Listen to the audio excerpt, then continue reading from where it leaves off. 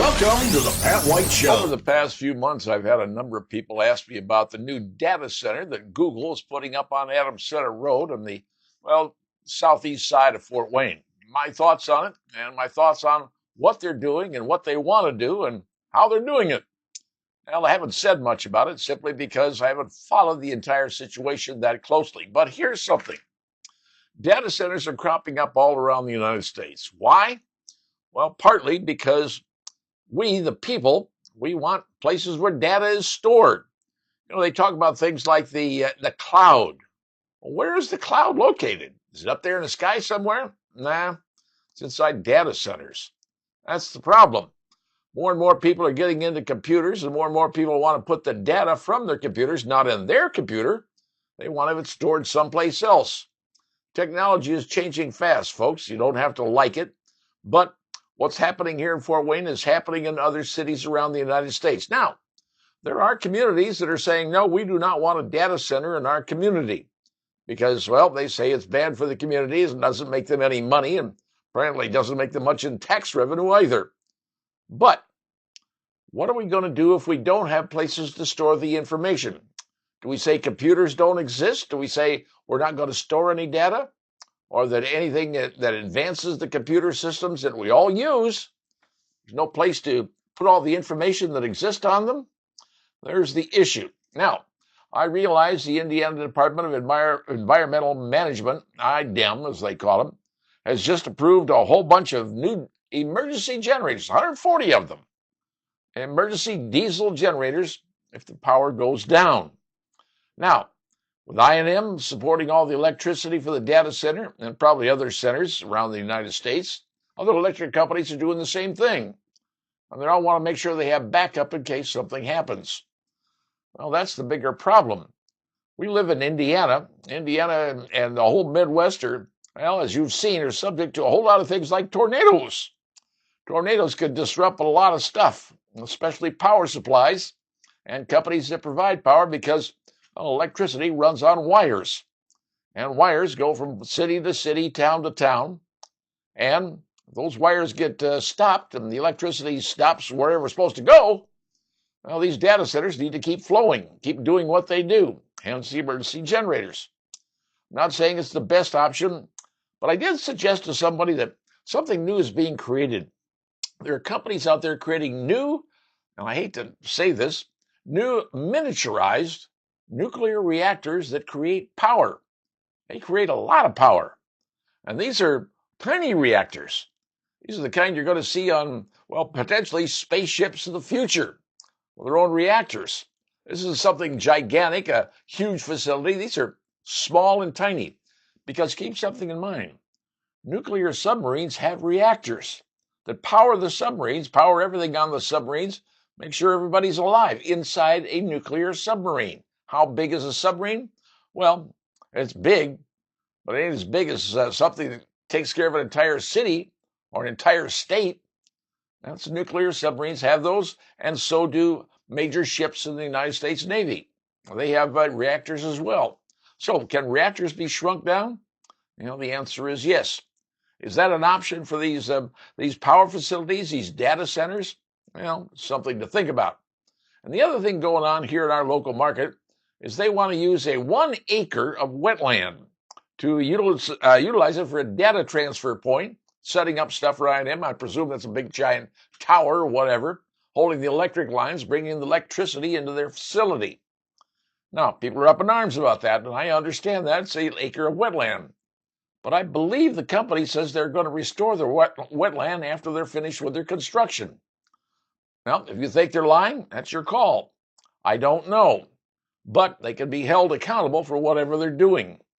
The biggest thing is this. Data centers are a way of life because we have computers. And with those computers, we want storage for stuff. And with the more and more expansion going on, you got to store the stuff someplace. And unfortunately, it's happening all around the United States and all around the world as well. Because we are moving from an agrarian society to an industrial society to an electronic society. Well, I don't know where society's going after that, and I don't think anybody else does. But right now, it's an issue, and for many, it's a difficult issue. but hopefully we can all get through it. But I'm hoping those diesel generators that are backups never get used. But you know what? Here in Indiana, with the weather being the way it is and, well, things being the way it is in the world, one never knows what could happen. And if you have that backup, and if that information is important, and your information is important, maybe it'll be stored in a data center. Who knows? But beyond that, yes, it is a concern. But is it anything that anybody could say, we don't want it in Fort Wayne? Well, it's too late, folks. You authorized that, you allowed it. And now we got to make the best of what we have and pray that everything works out well. We can only hope. And that's my thoughts on what's going on. And now you know. Well, Fort Wayne Mayor Sharon Tucker has just announced a big event coming to Fort Wayne for July the 4th of 2026, the celebration of our 250th anniversary of America. And she wants to have a parade, and a parade she's going to get. It's going to happen on Saturday for July the 4th. Parade is going to start on Calhoun Street, not the usual thing that started up Main Street many years ago. No, this one starts up on Calhoun at Creighton, down over near the reservoir. Come north on Calhoun and end up at Main Street. And according to the mayor, this parade is open to all. So if you want to be in the parade, I guess you could be in the parade. All you have to do is sign up. This could be a very interesting parade. Now, the entire parade is sponsored by the folks over at Steel Dynamics, Fort Wayne Metals, and Surac Enterprises. And the overtime for all the police officers is going to be covered by the city. This is sort of a one-time off thing, celebrating the 250th anniversary. The mayor says, well, maybe we can have these in further years. We just don't know. We got to see who's willing to sponsor it and put up the money, as they say. But to help make this a great parade, she's brought in a number of parade people. And the one who caught my attention was somebody, well, I've known for a number of years, who knows parades. Because for many, many years, he was the head of the Three Rivers Festival, Jack Hammer. Jack Hammer's been around a long time. A lot of people know who he is, especially in his radio days. But Jack knows his stuff on parades. His family's been around the Fort Wayne area since, the 1860s? I thought that's when he was born, but that's my mistake. But he's going to be helping to run this parade coming up. But you know what? The whole thing harkens back to the days of, well, remember the Three Rivers Festival? Remember last year we tried to have another parade to, well, relive the festival? Didn't happen. We tried. But the festival back in the old days, if you want to go back many, many years, and I take you back to the 1970s when I came to Fort Wayne, Three Rivers Festival had a lot of really cool things. Obviously, there was the parade. I mean, the parade was monstrous. It was over there by Allen County Motors. You had to get lined up in that big giant field and wait for heaven knows how long until, well, you got to march in the parade. You snaked through downtown, you went up Main Street and made a curve and turned down another street, and you were out there in the sun, but people were lining the parade route for what, miles? So you finally got to downtown where the TV cameras were and you waved and did the whole thing. That was a parade. That was the Three Rivers Festival Parade, second largest in the state. It was that big a parade. But aside the parade, it was the festival. Festival had things like, well, the Midway. Midway with all the rides, the things going on. You know, it was really something to behold. But within all of that in the festival, we had things like the bed race. Who can forget the bed race? All those different groups, people running there as fast as they possibly could on Main Street, and they were just parading down there. You got all companies running their stuff. Bed race was cool, but it was only topped by one other bigger event, the raft race. Who can forget the raft race? All the fun, the sun, spraying the water. I mean, it was one heck of a time until they discovered the St. Joe River was polluted pretty badly. They had to stop it for a number of reasons, pollution being one, liability being another, and also the people, the mess they created on the river and the leftover garbage. That was a problem. So that went away. And of course, one of the big events that they don't have anymore, but boy, I tell you, attracted a big crowd. Remember the Show Us Your Tan? Remember that event? Oh boy, do I remember those. Yeah, that was some kind of fun. But that was the Three Rivers Festival back in the days when it was a festival. And of course, and how'd you cap off the festival? The beer tent. Of course, everybody went to the beer tent, well, because that's where the party was.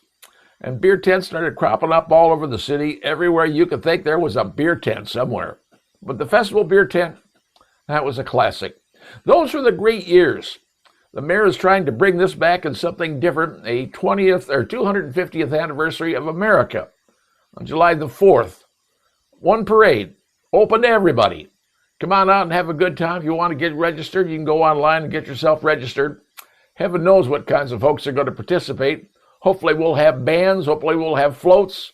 I don't know what we'll have. But if you want to watch a parade, apparently July the 4th, starting at roughly 10 a.m., and running up South Calhoun from Creighton all the way up to Main Street. And that's going to be the 250th parade for Fort Wayne, Indiana. Will it be successful? I hope so. But right now, anything can happen. And they only have 80 days to get this parade put together and make it happen. And the one guy that I think can make it happen, well, none other than Jack Hammer. He's the guy I trust when it comes to parades. And now, you know. Well, here's a note of caution for any of you who get your news and information from the internet. Don't believe it. I hate to say that because it used to be, well, if you saw it, you believed it, but today that's not the case. The internet is the most wonderful concept that's come along in a long time. It's a way to get information. It's sort of like going and seeing the Encyclopedia Britannica right online. Everything you want to know, you can look up by a touch of the keyboard. Anything you need to find out about, well, you can find it there. The problem is with news and information, lately it's not something you can necessarily believe. I've seen this personally where you see pictures of stars and wearing clothes or outfits, you're going, I've never seen that person wear that. Well, the reason it isn't true is because AI. AI is both good and a monster. And many times AI is used to produce things that, well, to convince you of one thing, and it ain't true. And therein lies the problem. You see these videos of people dancing. It's like 2 or 3, 4 people. They're all dancing in unison. It's not real, folks. It's AI. Recently, a good friend of mine showed me a picture of him that it says, he said, I've always wanted a six-pack. He showed me a picture, and it was him with a six-pack. I said, the problem was, it wasn't him. And believe me, you know, my friend, you know it wasn't him. But the problem was this. Sometimes we see stories, articles, pictures saying one thing, and it's totally wrong. And the reason I say this is because you may get an impression. You may think, well, this is this way or this is that way because I read it. I saw it on the internet.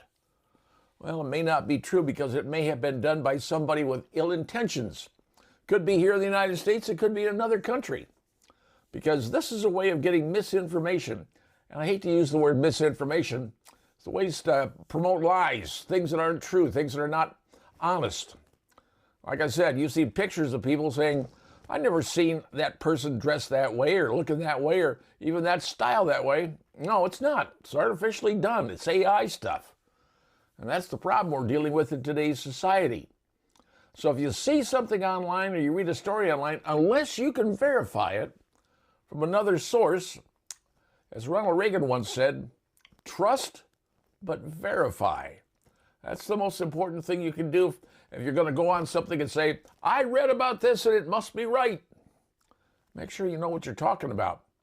Because there are people out there who want to lead you astray, tell you things that aren't true because they want you to do something, their bidding, if you will, just to get things, well, whatever it is they want.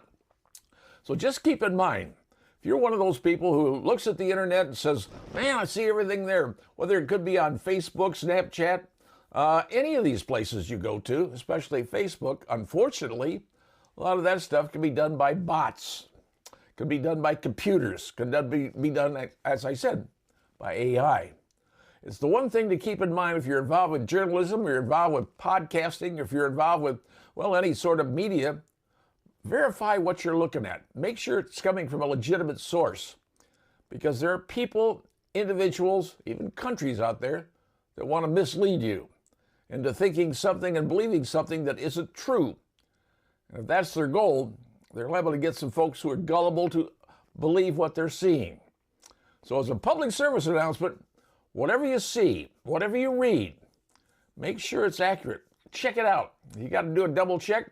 Now, if it comes from a reliable source that you know, well, it may be more often than not correct. But if you're seeing something and you're going, gee, I didn't know that, you might want to make sure that it's correct. Double check it. Make sure that what you've been told, what you read, what you saw is legitimate. Because maybe in today's world, the way things are with AI, it may not be real. And you may be a victim and not even realize it. And now, you know.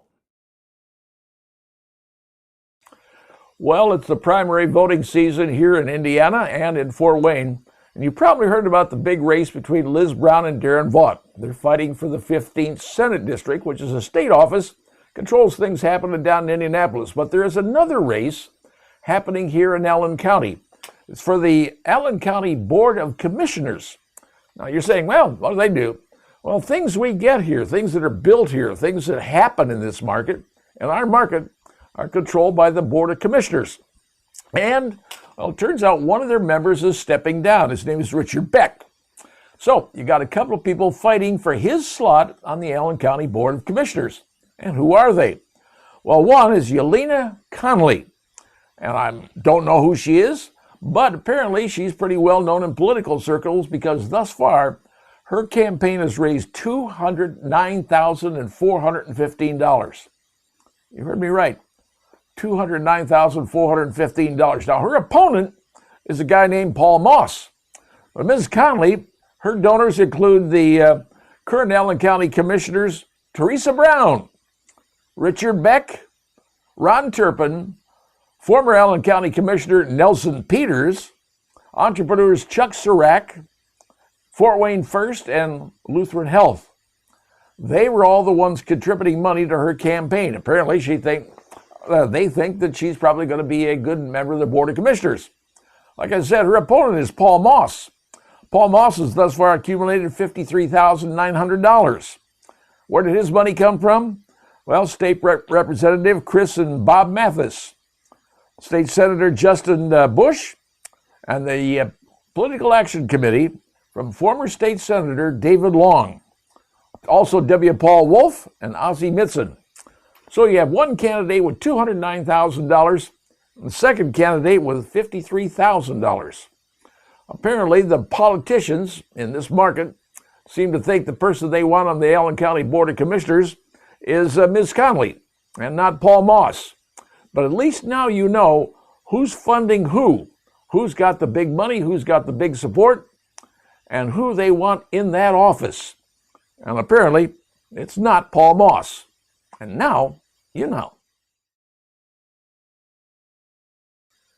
A recent survey from a travel magazine asked their readers, what's the number one city that you want to visit on your bucket list? And it turns out the number one city for most folks' bucket list was New York, New York.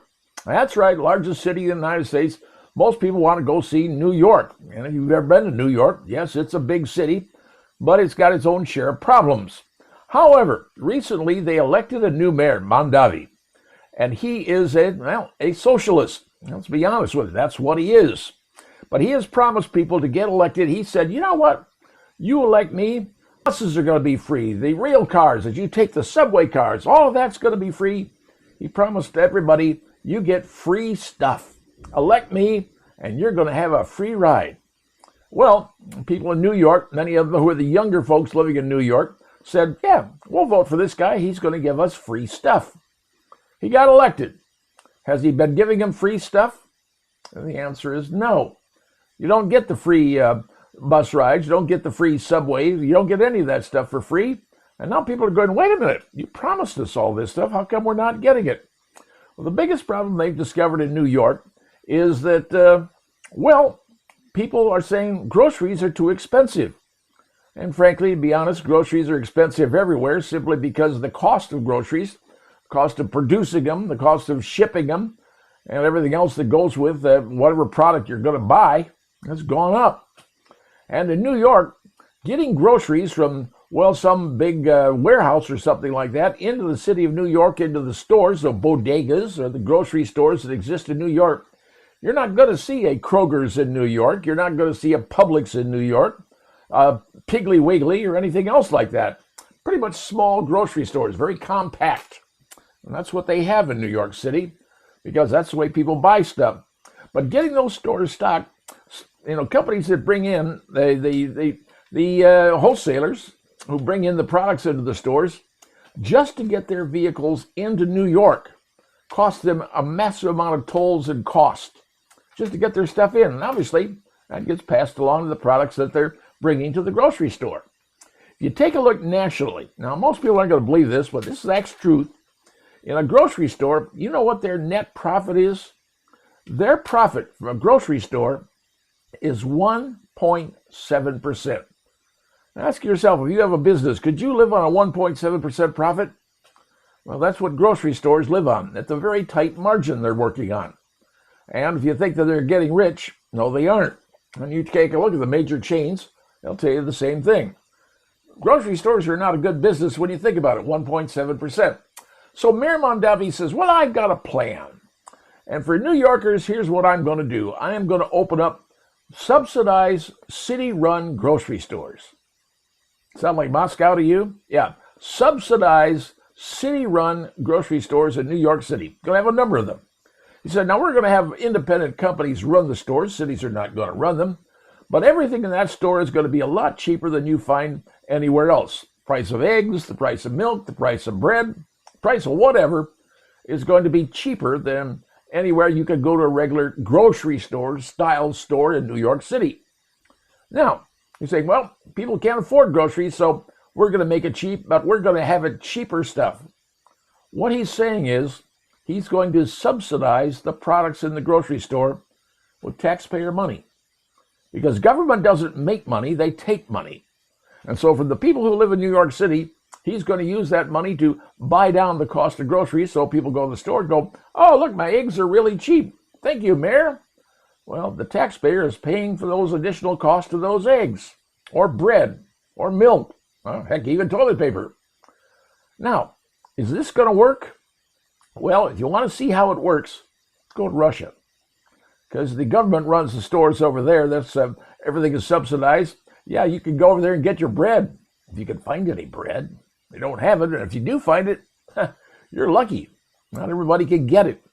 So everything the mayor says, we're going to have subsidized grocery stores. Oh, and by the way, he says, the people that work in the grocery stores will be given a living wage. I'm not sure how much a living wage is in New York. My guess is that's got to be more than $7.25 an hour. I can almost guarantee you that because it's New York. But minimum wage for workers in the store, what, $20, $25, $30 an hour? I don't know. But it's going to be a acceptable wage to the government. So now you're going to see grocery stores in New York that are subsidized by the city of New York, government subsidy. And government subsidy means the taxpayer is paying so people can buy their groceries. This is nothing more than a different form of welfare. This is what it says it is.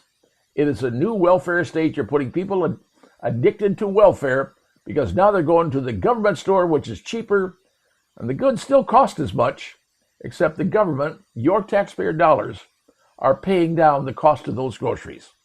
A new welfare program starting in New York City. Could it go some other city? Well, it could very well. But it looks to me like within 6 months, those so-called government-subsidized grocery stores will probably be out of business because New York is running a major, major debt in their budget. And how are they going to afford this unless they tax people even more? That's the only way they can make this work. And now, you know. Well, attention Walmart shoppers. Now, this is not a blue light special, but for some of you Walmart shoppers, this might be welcome news. Because Walmart has just announced they're going to spend $536 million on 650 Walmart stores around the United States. To do what, you ask? Well, they're going to make them innovative technology, improved layouts, and expanded services to deliver a better experience for everyone who walks through their doors. That's the official word from Walmart. That comes right from Glenda Fleming Willis, their senior vice president. She's saying we're going to make the Walmart stores even better, faster, cooler, and nicer with higher technology. And the stores in Indiana that are being affected, well, 2 happen to be in the city of Fort Wayne. One is on Coldwater Road. That would be north of Coliseum and south of Washington Center. So, if you shop at that particular Walmart, get ready. It's going to have a big makeover.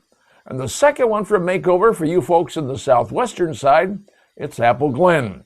That's right, the Apple Glen Walmart is also going to be refurbished to make it nice, cool, fantastic, and better customer service. Now, I don't know if that means they're going to have more open register lanes rather than the machines you check out on. Can't guarantee any of that stuff. But I can tell you it's going to be more modern, look neater, cooler, and, well, more technology, whatever that happens to mean. So if you're a Walmart fan, a Walmart shopper, and you shop on Coldwater Road or over there in Apple Glen, your Walmarts are going to have a facelift. They'll be made to look even better. If you shop at other Walmarts, well, you get what you get and be happy with what you have. Now you know what's going on, and now if you're a Walmart shopper, you have been informed, and now you know. Well, recently you've heard a lot of talk about celebrating the 250th year of America's freedom from Britain. Now there's more to the story, and I'm going to give you a quick little history lesson, because on this date, April 19th, in the year 1775, something happened that changed America in so many different ways. And I want to tell you about it in a quick little history lesson. Now, here's the deal. Way back in 1775, the British decided they wanted to had a little problem with the American settlers, the colonists, they called them. And tensions had been building between England and the colonists. Well, a general by the name was Thomas Gage. He was the British general charged by the British to run the colonies. And he'd been given an order to say, hey, you know, those colonists got a whole lot of guns and ammunition. You need to take that stuff away because we don't want those people armed. And the people he was talking about, the 2 guys who were running the colonists, was a guy named Samuel Adams and John Hancock. Yep, they were the 2 guys. What he decided to do, living in Boston, he says, you know what? I'm going to send a whole bunch of our troops over to get all this weapons and ammunition they have in a little town called Lexington. And so that's what the plan was. They were heading toward Lexington, another little town called Concord, outside, 17 miles away from Boston. So, on the night of April the 15th, or April the 18th rather, he sent about 700 of his troops overnight on a march to head to Lexington, because that's where Adams and Hancock were, well, domiciled. That's where they lived. And what happened was the word got out. Somebody found out, somebody sent the word. Word may have come from pillow talk, if you know what I'm saying. And the word got out, and suddenly Paul Revere is running around the streets saying, hey, the British are coming, the British are coming. I went to every town in that area telling people they're coming. Well, as it turns out, they headed toward Lexington to get John Hancock and Samuel Adams. Well, problem was everybody knew they were coming. So what they did was they went into Concord, got all the ammunition, got all the weapons, and got them out of town. But a whole bunch of the colonists got together as a group and said, you know, we can't allow this stuff to happen. They're trying to take over us. And so what they did was 77 men. 77, not much. We're talking about 77 against 700. Well, 77 men, got together and said, no, we're not going to allow this to happen. And there they were. These were teenagers. These were tradesmen, like cobblers and blacksmiths and all those kind of folks. Regular folks. They weren't army people. Regular folks all had their muskets because that's how you hunted, how you protect your family. That's what you did back in 1775. And they stood there against the British. Problem was, here you have a group of 77 guys against 700 guys. British were all lined up, looking really nice, had the drums going, everything. Trouble is, nobody's sure who fired the first shot, but a shot was fired. Some say the Americans did, some say the British did, some say it came from a hedge tavern. Nobody really knows. But shooting went on, and some of the soldiers, the British soldiers, got spooked by the whole thing and started shooting themselves. And when they did, well, a number of Americans, a number of colonists, if you will, not Americans, 8 American colonists were in fact killed. Only 1 British soldier had a flesh wound out of those 700. Well, the British were pretty happy with it, and they cheered, and they decided they were going to go on to Concord now, because they went in and had a meeting in Lexington and beat the Americans. They went into Concord, couldn't find any weapons, started burning the place down. They were not very happy at that point. But now 400 militiamen had assembled, and they were headed toward a place called Northbridge. And Northbridge, there were 100 British soldiers there. Well, that's when the shot heard round the world, according to Ralph Waldo Emerson. He put it in the words, that's where it was fired, the shot. Those 450 militiamen, that's what they called themselves then. They were just regular people like you and me, just had their guns and said, we're not going to allow this to happen now. British had the 100 people. They took a beating, if you will. A whole bunch of them were killed. And the remaining force decided, hey, we're going to get the heck out of here and head back toward Boston. Well, by the time heading back, there were thousands of militiamen who showed up from everywhere around the county. They all showed up. But they didn't unmass in a line. They lined the hedgerows. They lined the rocks. They were in the bushes. And during those 17 miles, all those British were marching back to Boston.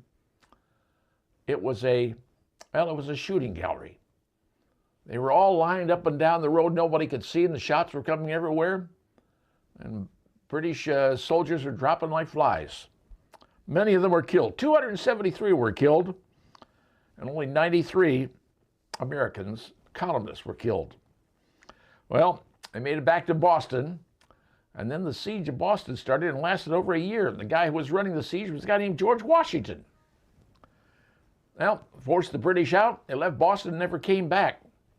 Now, all of this happened. All of this occurred on April the 19th, 1775. 251 years ago. You understand something?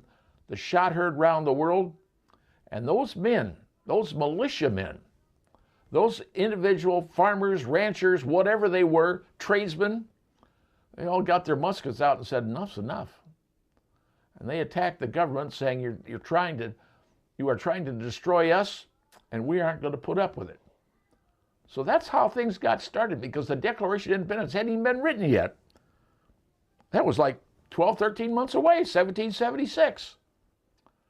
And then the Constitution came in, Declaration of Independence and the Constitution.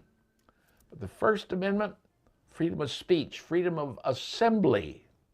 But the second, the right to bear arms.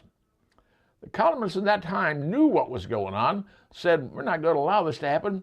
And they all got together with their own little muskets, no military person, nobody running the rodeo. They were all there as militiamen, saying, we're not going to put up with this. Now you might understand why we have the Second Amendment and why people are so concerned about if government rises up. And that's what the purpose of this whole Constitution was. If government rises up, people have the right to say, enough's enough, government. We're not going to put up with it. And that's why we have a Second Amendment. Keep that in mind down the road. Hopefully it'll never come to that, but you have been warned. And now you know.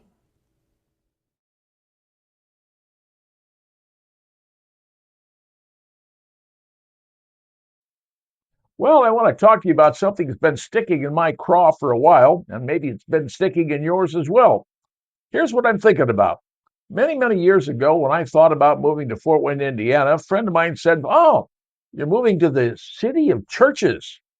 I wasn't quite sure what he was talking about until I moved here. Then I did discover, in fact, it is the city of churches, or at least it was. There was a church on every corner. And when you do a little bit of historical background checking, you find out the various organizations and groups and ethnic cultures that moved to Fort Wayne and their belief in Christianity. Hence, churches everywhere. And we have them. Catholic churches, Lutheran churches, you name it, they're everywhere in the city of Fort Wayne. But in the last few years, something has happened in the city of Fort Wayne that has well, frankly, taken away that moniker, that slogan that we used to have, City of Churches. Kind of felt good about that. But now we're no longer the City of Churches because now we are the City of Car Washes. You heard me right. The City of Car Washes. You know, for many, many years, the only car wash in Fort Wayne was Mike's. The Dom family owned that and did a great job, hired a lot of people, and frankly, you would take your car to Glenbrook back in the old days when they would clean out everything in your car, take out the mats, wash everything, clean the car inside and out. Kids were working there, and they were earning money. That was a good thing. And you'd walk down the hallway at Mike's and watch your car being washed. That was when car washes were, well, kind of a family thing. Well, ultimately, things changed. The kids went away, the washing of the inside went away, and pretty soon it was just outside washing. But it was still Mike's. And then a few other ones started to show up, some at dealerships. The Lasses group, they came up with their car washes at their gas stations, and that's perfectly fine. Then a group called the Tube came along, Tube car washes. Yeah, they exist in a number of locations in Fort Wayne. But then something else came along. These Drive and Shine. It seems like they're located everywhere, whether it's north, south, east, west, you name it, they seem to be going in everywhere. And yes, I believe they have like 5 locations as compared to Mike's who have 7. But when you total up the number of car washes, and I looked it up, we've got nearly 40 car washes in the city of Fort Wayne. Now that's about 1 car wash for every 10,000 cars. Is that right? I don't know. I don't run the numbers. But it did catch my attention. At Fort Wayne, we used to be the city of churches. And now we're the city of car washes. It's one of those things that got me to thinking, do we really need that many car washes? That's my thoughts on it.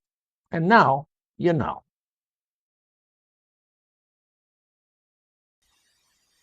And welcome to the Pat White Show, folks, for a special public affairs announcement. My job is to help you, drive and drive safely this year because something's going to be happening on the roads of Indiana that you need to know about. Now, if you're someone who drives on the interstates, whether it's 69, 65, 70, or any of the numerous interstates that occupy the state of Indiana, because we are the crossroads of the United States, there's something new that's going to be happening, that could be happening even today as we speak, involving you and your car and the speed that you're driving at. Many, many years ago, you used to see signs posted on the interstate that says, "Caution, airlines or airplanes checking your speed. Speed checked by airplanes." And you would suddenly say, "It's an airplane." So you get out and check your car, look, see an airplane somewhere you're driving down the road, right? Well, because you thought, if I see an airplane, they might be clocking my speed. And that's the way they used to do it with the state police back in the old days.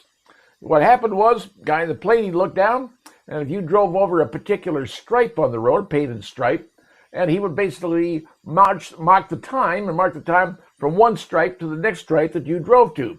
And then he would look and say, you took X many seconds to drive in this lane, and he'd run down a chart and say, then you were going at X speed. And they would get your license plate, and they would send you a ticket. So you would get charged a ticket from the flying police. Well, it turns out they don't do that anymore because it became very, very expensive. Airplanes are expensive to run. The maintenance on them is a whole lot of money.